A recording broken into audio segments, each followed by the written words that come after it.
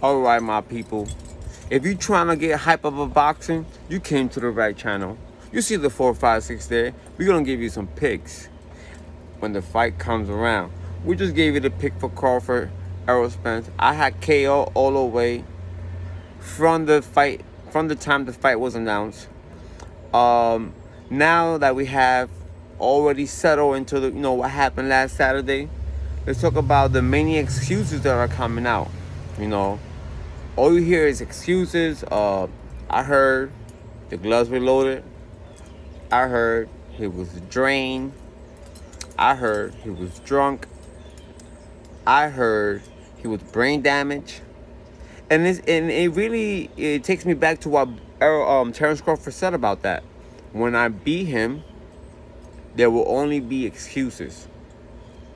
End of quote. You know what that means to me? I feel like Bud Crawford has the hardest time getting his props. He was blackmail, outlaw, outcast for 4 or 5 years just because he wasn't with PBC.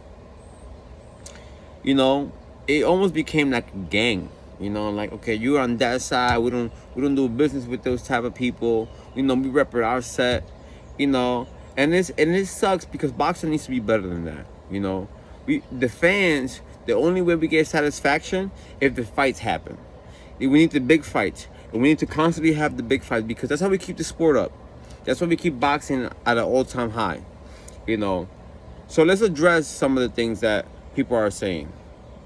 Is Errol Spence the same after the car accident? It would be crazy for anyone to say he is the same Errol Spence prior to the accident.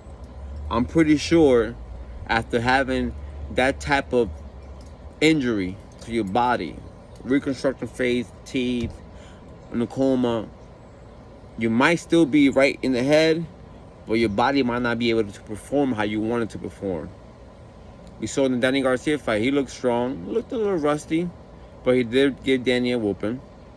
I think the real Errol Spence would have stopped Danny Garcia. Afterwards, he did great against Ugas. Got buzzed a little bit, but he still sent Ugas to the hospital for 2 weeks, I think. Or he was pissing blood for 2 weeks. Don't quote me on that, but I know Ugas for sure had to definitely see the doctor, and he had some issue going on. So he did great in that fight. But those guys that he was fighting were not movers. They were stood right in front of him. So he was able to get off a lot of the stuff that he usually gets off, which is come forward, double jab, drop off the body shots, and then break you down. After a while, the body shots start taking effect. You can't move even if you wanted to. You can't throw even if you wanted to. And now you're just a sitting target, a punching bag. Usually those guys get stopped. And a lot of them do. He messed up Errol Spence, Kell Brook's eye, although Kell Brook was almost finished. Also Ugas' eyes. So Errol, although he's not the best Errol Spence we've seen, he's still a good Errol Spence. But that good Errol Spence cannot bring that type of fight to Crawford. Crawford's a master when it comes to inches and distance. One of the best counter punchers, offensive counter punchers, because you could be a counter puncher and be always on the back foot. But no, he just stays in the pocket. He counted you from there. He could go forward. He could punch while you punch, and he could hurt you. He got power, So I'm not gonna blame the accident for the loss. Now let's talk about the weight.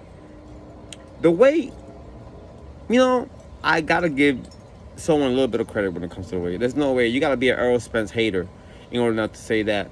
The weight might have caused him to not look like that, but not be on his best. He has to be on his best to fight someone like like Terence Crawford. But anyways,